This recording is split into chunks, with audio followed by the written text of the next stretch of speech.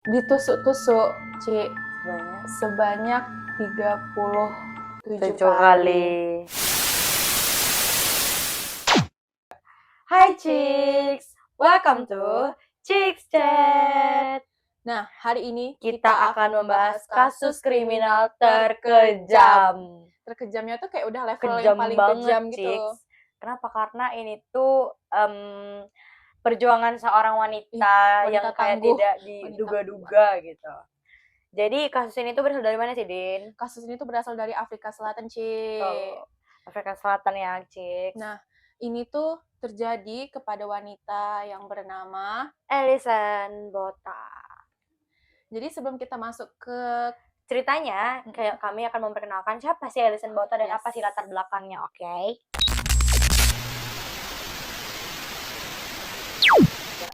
Nah, Alison ini tuh lahir pada tanggal 22 September 1967, Ci. Dia tinggal di Port Elizabeth, Afrika Selatan. Iya, betul. Nah, pada masa sekolahnya nih, Ci, dia tuh terkenal sebagai anak yang normal, anak yang ceria, dan anak yang berprestasi. Betul. Alison tuh pernah terpilih sebagai head girl di College Gate Girl High School pada tahun 1985, Ci. Dia hidup dengan harmonis dan bahagia. Namun pada waktu dia umur 10 tahun, orang tuanya tuh lagi mulai sering-seringnya tengkar. Iya, mulai bertengkar hebat gitu, Ci. Iya, dan orang Nah, tuanya pun memilih untuk bercerai. Setelah perceraian ini, Elizabeth itu tinggal dengan abangnya dan ibunya yang bernama Claire.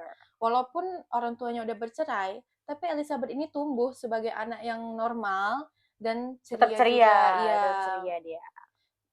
Nah, dia ini juga keterima di SMA yang terbaik di desanya, C. Iya.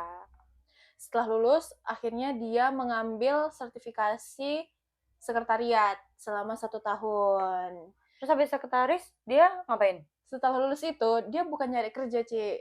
Dia Jadi? malahan traveling. Impian banget gak? Impian banget kan?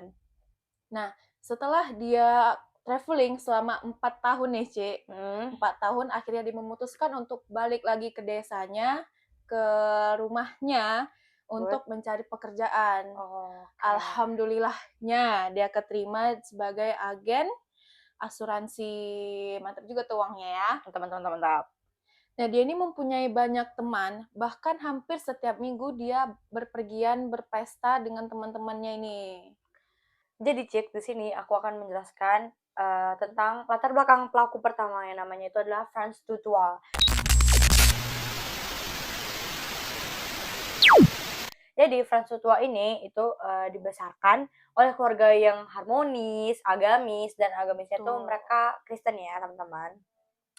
Dan si Franz ini benar-benar hidupnya dicukupin banget, semuanya diberikan, difasilitasi gitu. Cuman si Franz ini tuh memang dia dari kecilnya problematik. Udah problematik banget tau, Cik. Padahal udah dibiayain segitu-gitu Iya, ya. ada semuanya gitu. Terus sampai kalian tau gak sih saking problematiknya, dia tuh pernah ngelakuin hal yang gak diduga-duga banget. Apa tuh? Jadi Din, dia itu ngebakar dormitory pas dia sekolah SMP. Damn. Jadi dia bakar asrama SMP. Nonsense banget, gak make sense banget sih. Parah. Bener-bener kayak pas kami baca ini tuh, wah gila nih orang berarti emang udah problematik dari kecil ya kan. Jadi itu nakalnya bukan kayak nakal-nakal anak-anak pada umumnya, nakalnya nakal-nakal dajal ya. Keluarganya gimana tuh? Nah, keluarganya akhirnya itu memilih untuk pindah setelah si Franz ini ngebakar dormitory SMP tadi. Saking malunya tuh ya. Saking malunya dan kayak, kayaknya kita pindah kota aja deh. Jadi mereka pindah kota. Nah, setelah mereka pindah kota ini, si Franz ini bukannya belajar dari kesalahan. Nggak tobat dia ya, nggak tobat. Makin membuat kesalahan. Aduh. Ngaco banget nih orang memang. Nah, si Franz ini juga, Din, dia itu ditanyakan, kok bisa sih kok Franz bandelnya bandel banget, nakalnya nakal banget, kenapa sih? Nakalnya tuh kayak nggak masuk di thinking ya. Terus tahu nggak, Cix, dia jawab apa? Apa? Dia bilang gini, aku terinspirasi dari heavy metal. What? Kan sedeng gitu loh. Karena orang-orang yang biasa suka heavy metal juga nggak segila dia gitu Nggak loh. pengaruhnya tuh bukan yang nyampe bener-bener Iya, nggak kayak ngotak ini ini. beneran definisi dianya Devil. doang, dia doang yang rada-rada kayak iblis gitu. Terus kita lanjut ke pelaku kedua namanya Kruger. Namanya Tins Kruger tapi di sini kami manggilnya Kruger Kruger. aja, lebih Iya, gampang. biar lebih simpel diingat Yep. juga. Nah, jadi kalau si Kruger ini, kalau tadi si Franz itu tumbuh dari keluarga yang harmonis, yang agamis, tapi kalau Kruger ini beda Kebalikannya. banget 180 derajat dari keluarga si Franz. Jadi si Kruger ini itu Din, dia tuh bener-bener dibesarkan oleh keluarga yang seperti tidak keluarga, ya. Aduh. Jadi si Kruger ini tuh beneran dari kecil itu udah gak deket sama keluarga, terus sampai dimana mamanya itu ada di titik pisah sama papa kandungnya, terus dia punya papa tiri. Dan katanya tuh di situ ada sempat tertulis kalau Dia ini pernah dilecehkan sama dilecehkan. ayah tirinya Iya. gitu. Jadi itu Kasian sebenarnya ya. iya, jadi dia tuh dari kecil udahlah kayak dianggap gak dianggap, udah hidup gak hidup, tiba-tiba dia dilecehkan, apalagi sama ayah tirinya kan. Iya. Itu kayak udah kejam banget sih emang dunia sama dia dari kecil. Nah, terus si Kruger nih karena lah dia tidak pernah mendapatkan kasih sayang itu, jadi akhirnya dia tuh mulai mengenal namanya narkotika, alkohol, dan itu mulai mengkonsumsi orang mereka ini tuh bersamaan dan terus-menerus gitu. Berarti mengkonsumsinya tuh benar-benar nggak ditahan gitu Iya, ya. parah kayak benar-benar orang make ya guys Iya. ibaratnya. Nah,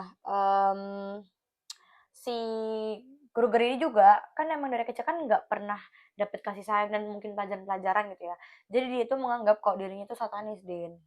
Dia nggak percaya agama gitu Iya, ya. dia nggak percaya Tuhan juga. Jadi dia menganggap bahwa dirinya tuh satanis gitu. Sama juga tuh kayak si Franz. Iya, Franz juga menganggap dirinya satanis. Iya. Kayaknya dia setan kayaknya. Dua-duanya. Iya. Di sini kan kita sudah menjelaskan dua pelaku, si Franz dan Kruger kan, Cix. Iya. Nah, Franz dan Kruger ini sama-sama masuk ke Militer, kemiliteran. iya. Kalau si Franz ini kan karena bandel, jadi orang tuanya berpikir, oh dia kayaknya kita masukin ke militer aja deh, Ya, ke karena army aja deh. ngebakar ini, ngebakar Iya, asrama. dormitory SMP kan gila ya. Jadi dimasukin sama orang tuanya ke army. Mungkin orang tuanya itu berekspektasi dan berharap bahwa anaknya akan menjadi sesuatu yang menjadi anak. Anak yang berbakti. Itu dia menjadi iblis. Ya, dan begitu juga dengan Kruger juga dia masuk ke militeran. Tapi Kruger dengan kemauannya sendiri. Iya, kalau Franz kan dimasukin, kalau Kruger dia kemauannya sendiri. Nah, itu tuh latar belakang dari penculiknya. Dua pelaku. Iya. Nah, sekarang kita akan masuk ke kronologinya nih, Cik. Yes. Siap-siap. Siap-siap.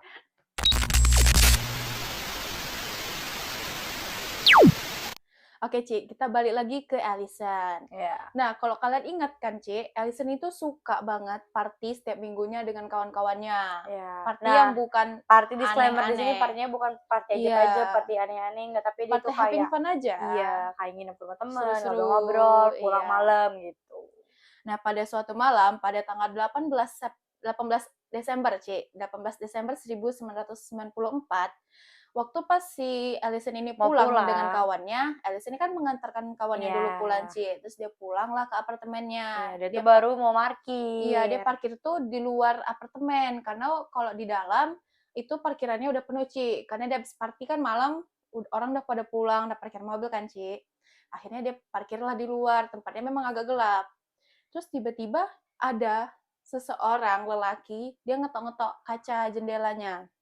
Dia ngetok-ngetok, terus waktu pas si Allison ini nggak sadar, ternyata cowoknya buka pintu, ternyata dia bawa sajam, Ci. Langsung ditodong ke Allison, dia bilang, geser kamu ke kursi penumpang. Geserlah si Allison ini karena takut. Jadi cowok ini ngambil alih kemudi. Ya, masuklah si cowok ini, langsung hidupin mesin, tancap gas. Terus kan itu kan ibaratnya mobilnya habis dicuri tapi ada orangnya di dalam kan. Terus jadi si cowok ini tuh niatnya biar mencairkan suasana ceritanya. Gak akan padahal cair. Dengan cara memperkenalkan dirinya sebagai Clinton. Nah, udah kayak gitu si Allison ngomong kan, pulangin aku mau pulang ke apartemen. Pacarku udah nunggu di apartemen. Ya. Baru si Clinton ini ngomong, udah selalu aja kok, ini aku pinjam mobil kok 1 jam aja.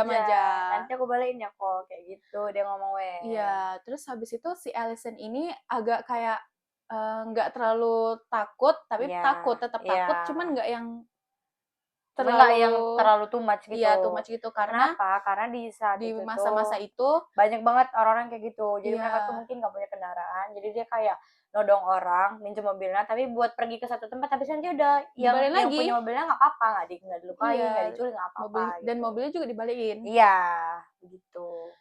Nah, setelah dia ngomong kayak gitu, si Clinton ini bilang, kita jemput kawan aku Satu satu orang. iya. Pergilah dia, pergi ke sesuatu tempat yang gelap dan agak Sepi. terpencil. Akhirnya Ya, dia jemputlah temennya. seseorang ini. Nah, Ya, seseorang itu namanya siapa? Cougar. Kruger. Nah, ternyata yang di mobil tadi yang Clinton itu tuh friends. Iya.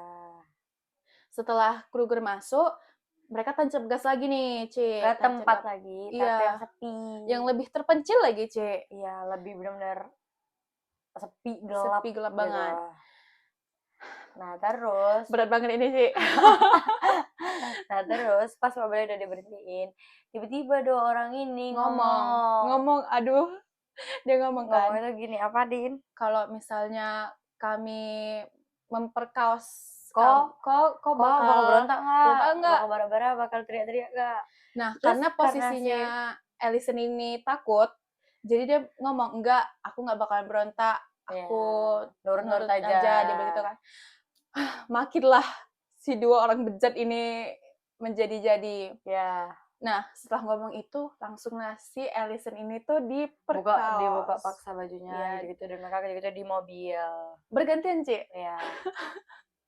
Jadi Oh my God. setelah mereka melakukan hal-hal bejat ini, aduh ini disclaimer kalau misalnya kalian memang nggak kuat, skip aja. ya skip aja yang beberapa menit ini. gitu. Nah, baru nanti Lanjut lagi. Jadi setelah dia memperkaos Kaos ini, mereka nanya gini. mereka berpikir berpikir. Mereka berpikir kalau misalkan Kita lepas dia, nanti dia lapor polisi iya, dong. lapor Terus polisi. kita nanti ketangkep dong. Kayak gitu. Iya, mereka mereka takut. berpikir. Dengan otak yang pendek, sumbu yang pendek itu, mereka tuh, aduh, mereka mulai menusuk perutnya si Ellison ini Sebanyak ditusuk-tusuk, Ci. sebanyak 37 kali. Dan setelah itu kan si Ellison udah terkapar nih di rumput entah tanah lah pokoknya. Dia terkapar di bawah tuh. Terus anyway nih dia tusuk-tusuk di luar dari mobil ya, Cik. Kalau nggak salah dia di stopin di satu perumahan kosong gitu kalau nggak salah. Terus habis itu setelah ditusuk-tusuk, mereka nengok, ternyata kakinya si Ellison ini masih gerak, Ci. Ya. Mereka makin kayak, ih kok masih hidup cewek ini gitu. Nah, tapi sebelum mereka nusuk bagian lain, mereka tuh menusuk bagian. Aduh, Ci, gak kuat sebenarnya, Ci, mau cerita ini. Mereka tuh menusuk bagian jenis bagian kelaminnya si Ellison. Nah, itu tuh nggak diketahui berapa kali tusukannya. Iya, pokoknya cuma didapati bahwa itunya luka tusukan juga. Dan ternyata masih hidup Ellison ini, Ci. Ellison ini masih hidup, udah ditusuk-tusuk 37 kali, perutnya masih hidup dia. Dan terakhir, hal paling yang nggak masuk akal, mereka tuh menggorok lehernya si Ellison ini sebanyak 17 kali. Dimana waktu pas digorok ini ya, kata Ellison, dia tuh bisa mendengar kalau mereka tuh masih ada, kalau dua pelakunya masih ada. Dan dia bisa mendengar suara sayatan dari lehernya ini, Ci. Gitu. Cuman dia kayak udah gak bisa apa-apa lagi gitu loh. Kalian bayangin, Ci, susah jadi ngomong. Jadi dia kayak mati sih pokoknya. Nggak tahu lah ya. Itu tuh kayak mujizat banget. Mujizat Tuhan. Bener-bener yang kayak impossible banget untuk keadaannya kayak gitu masih hidup gitu. Iya. Nah, akhirnya tuh dia terbaring lah, Ci. Ya. Terbaring. Dan dengan kondisi dia yang kayak gitu, dan ditusuk 37 kali, ya digorok berapa tadi? 17 kali. Dan itunya juga tusuk. Terus mereka pikir si dua pelaku ini pikir, dia mati paling. Kalaupun cabut masih aja hidup, lah. paling bentar lagi mati gitu. Akhirnya mereka dua ini cabut lah. Si penjahat ini cabut. Terus si Ellison ini, Cix, dia itu ternyata masih hidup. Ya Allah, ini yang kayak benar-benar wah, merinding banget, coy. Aduh, dia masih hidup. dia tuh pertama menjam, dia menutup matanya. Terus dia coba buka matanya. Pas dia Iya. buka matanya itu semua visionnya itu blur kan, Blur semua. teman-teman. Oke. Nah, terus terus habis itu dia tuh berusaha untuk jangankan dari dia berusaha untuk duduk dulu lah. Kalian tahu gak, Cix? Pas dia tuh baring gini kan. Terus tadi kan 37 kali ya perutnya tusuk. Pas lah dia ngerangkak mau duduk gitu, dia lihat kalau isi organ perut dia tuh udah kececer, kayak Iya. usus gitu-gitu udah kececer. Terus dia tuh kayak kaget kan, oh my god, my body gitu kan, dia kayak oh my god. Terus habis itu Dia ngambil dengan baju sekuat ya. tenaga, dia tuh kan ada baju kan, jadi itu Sehingga kuat itu. jadi organ-organ perutnya itu dia ambilin, dia kumpulin, dikumpulin, terus dia tuh taruh di baju dia, Iya, jadi kayak di dikantongin kantong. gitu, Iya, jadi biar nggak biar nggak bercecer. jatuh. Terus kan tadi kan Rere digorok 17 kali kan, para chicks. 17 Terus kali, bayangin ya, Ci, bayangin. 17 kali nih. Terus pas lah dia tuh mau mencoba berdiri, chicks, kepala dia sempat jatuh ke Ke belakang, Ci, kayak Ya, gitu. kayak ini kita gini aja kan gini sakit ya. Dia tuh ininya udah habis, terus dia kayak jatuh ke belakang Jatuh gitu balik loh. kayak sapi kurban, bayangin, Ci. Tapi bukan jatuh lepas ya, hampir lepas. Hampir. Terus dengan sekuat tenaga yang dia punya, jadi tangan dia tuh karena dia pegang buat isi perutnya, yang satunya lagi buat dia pegang kepalanya supaya kepalanya nggak jatuh. Dan kalian tahu dengan keadaan sisa-sisa seperti itu, sekritis itu, dia itu merangkak pelan-pelan jalan pelan-pelan sampai dia nyampe di pinggir jalan raya. Nah, di pinggir jalan raya ini Dia udah dia give up, dia jatuh, dia pingsan. Tuh. Hampir pingsan. Ya. Di pinggir jalan karena dia berpikir kalau di pinggir jalan orang pasti bakal Ada nengok notice. dia, dan kalau orang pun bawa mobil juga nggak bakalan nabrak dia kan. Iya. Nah, alhamdulillahnya, puji Ada Tuhan, yang menolong. ada satu mobil, Ci, dari kejauhan itu jalan. Terus gara-gara nengok ada badan, ada perempuan tergeletak di samping, turunlah yang punya mobil ini. Ya, pas dia lihat dia aja kayak oh my god. Ternyata lagi Si cowok ini tuh yang adalah dokter hewan. Jadi tuh mahasiswa dokter tapi dalam kedokteran hewan. Akhirnya sama si cowok ini digotong lah kan ke dalam mobil. Enggak digotong. Jadi waktu pas tergapar itu, cowok ini tuh mungkin karena memang udah ada base-nya lah ya untuk medis kayak gini. Oh, dia masukin ini isi perutnya dulu. Isi perutnya. Terus sambil dia telepon ambulan, akhirnya dibawalah sama ambulan ke rumah sakit St. George. Iya, St. George. Ya, St. George. Nah, jadi selama di ambulan ini dia juga dibilang kalau buka matamu cantik banget gitu supaya dia tuh melek. Karena kalau misalnya dia merem lewat tuh orang. You have a beautiful eyes. Open your eyes, please. Digigitin terus sampai dia nyampe di rumah sakit. Pas di rumah sakit aja dokternya tuh tenganga. Dokter perawat yang kayak bener-bener tenganga kan. Ini masih hidup. Biasanya gini-gini udah mati. Udah gak selamat. Gitu. Udah lewat. Akhirnya mereka langsung tangani cek kalau mereka langsung operasi gini. Dan dari situ dokter sama perawatnya itu nyadar kalau ini tuh bukan hal biasa. Bukanlah kecelakaan apa-apa, tapi ini kayaknya emang luka yang disengaja. Gitu, karena lukanya dalam dan kayak ya nggak make sense aja gitu loh. Kalau dia kecelakaan kayak gitu, apa yang nusuk dia gitu kan. Terus habis itu akhirnya mereka tuh melakukan operasi. Ellison ini mendapatkan 3 kali operasi besar. Yang pertama itu buat operasi tengkoraknya pecah ya. Iya. Patah pecah nggak ngerti ya. Jadi ya dioperasi. Terus yang kedua operasi ini perut tadi kan. Ya, untuk organ-organ keluar. Ya. Nah, yang ketiga barulah operasi leher. Wow. Nah, kata dokter setelah perawatan ini, Ellison ini tuh bisa jadi dan kemungkinan besar itu dia tidak bisa memiliki anak karena tadi kan. Dan yang bawahnya kelaminnya kan tadi kena tusuk. Tapi memang puji Tuhan aku nggak tahu apa yang dilakukan Ellison ini sampai Tuhan tuh benar-benar sayang sama dia. Akhirnya dia mempunyai 2 anak. Iya. Nama anaknya tuh Daniel dan Matthew. Nah, itu tadi tuh kronologinya. Sekarang kita masuk ke penyelidikan polisi.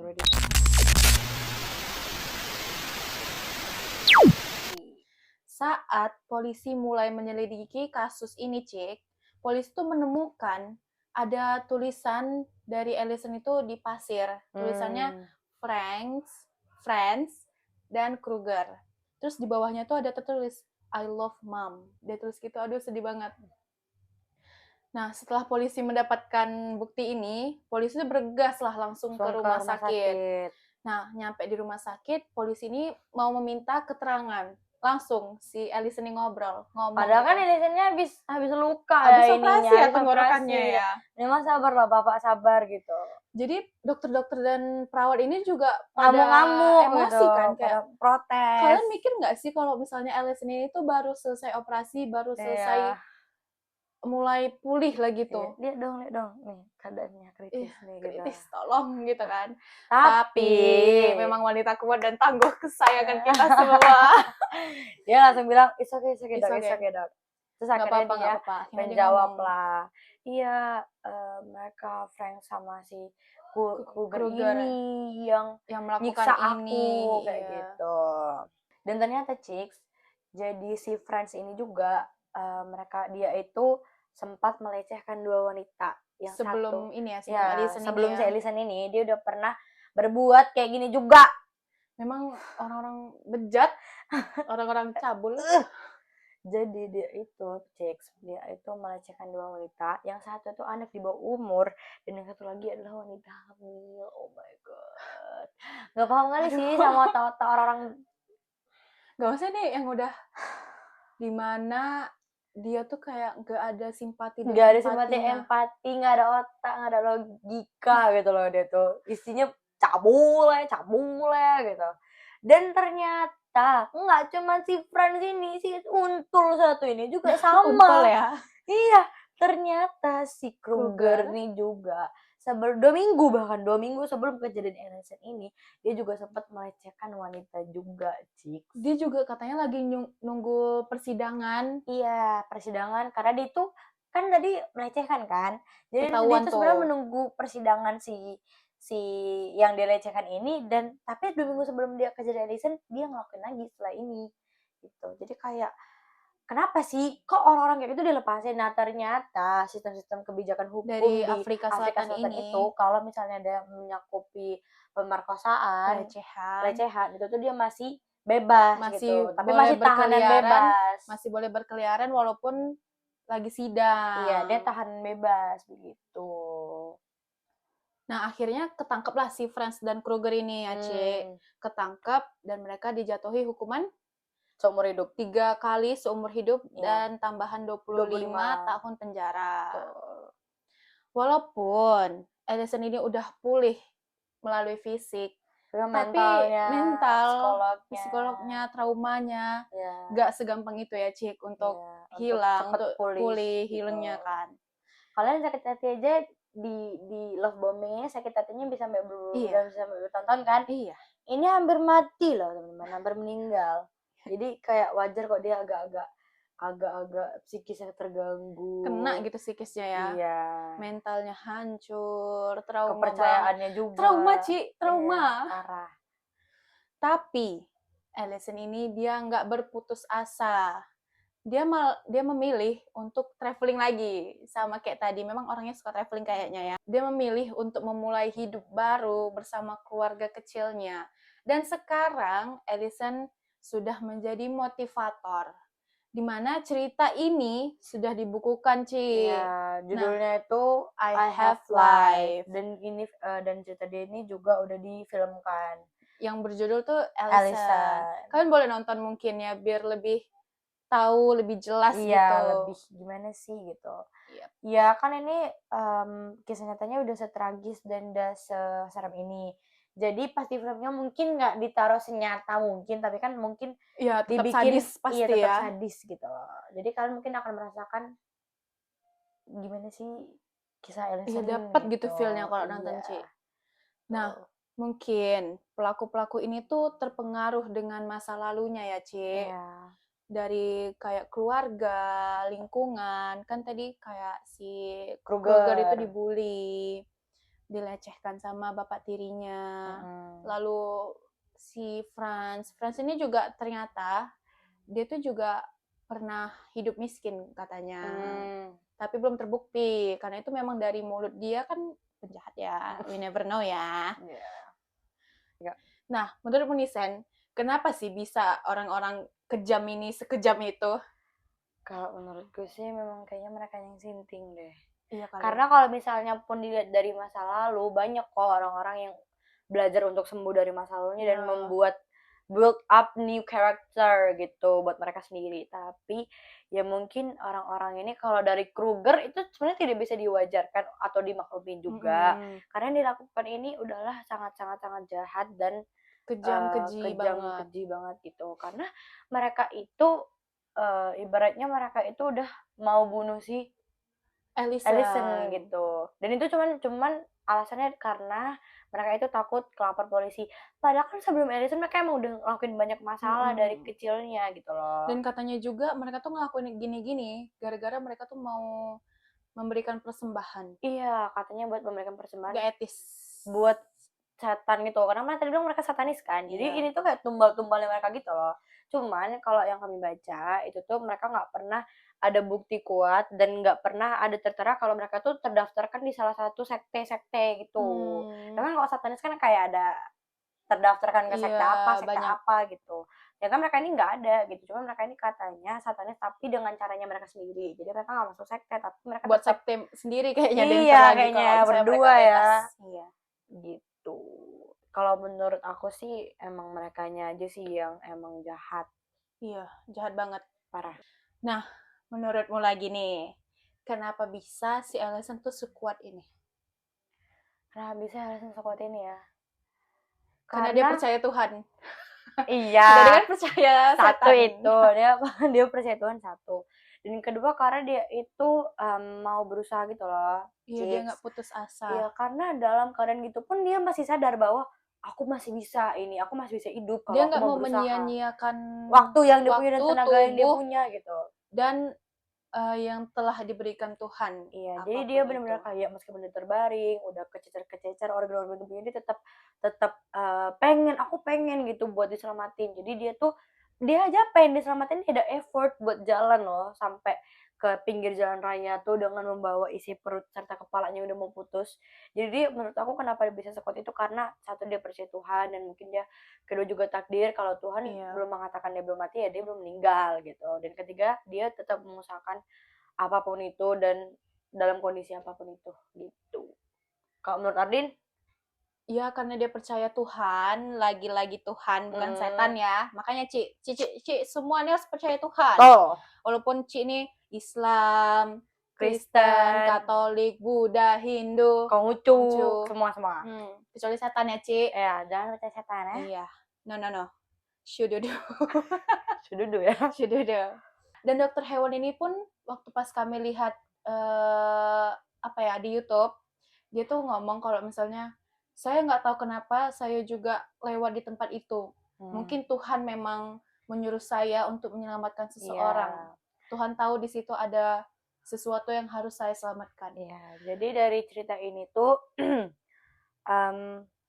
mungkin Tuhan tuh udah merancangkan hidupnya si Allison itu sedemikian rupa meskipun terdengar kejam dan terdengar kasihan gitu ya dengan hidupnya, cuman Tuhan tuh mau gitu loh kalau dia tuh memberitakan bahwa kebaikan Tuhan tuh sebaik apa sih, seada apa, senyata apa kalau Tuhan tuh ada gitu. Jadi dia benar-benar sekarang dia menjadi motivator dan dia juga lumayan yang aku lihat informasinya dan aku pernah nonton juga dia lumayan sering diundang ke gereja-gereja, ke TV-TV gitu dan itu benar-benar memberitakan kalau ini semua tuh perbuatan Tuhan gitu teman-teman. Iya, dia selalu memotivasi orang-orang yang mungkin gampang ngeluh, yang mungkin hidupnya susah tapi ya cepat ngeluh gitu.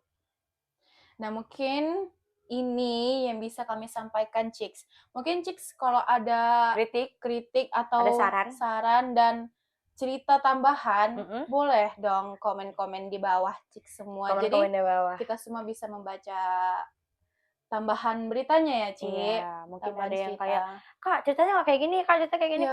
kurang gini, salah nggak gitu?" Boleh taruh di gitu. bawah, Ci. Boleh. Semua aja. Kami menerima dengan lapang dada Iya. kritik, saran dari kalian, serta cerita-cerita dari kalian juga. Mungkin cik-cik semua kalau mau Mm-mm. cerita, ada yang mau diceritain, Cerita aja, Kirim aja curhat.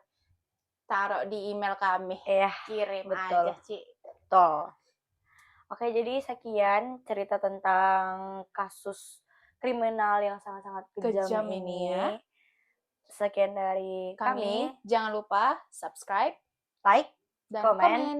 Bye-bye. Terima kasih, Cik. See you.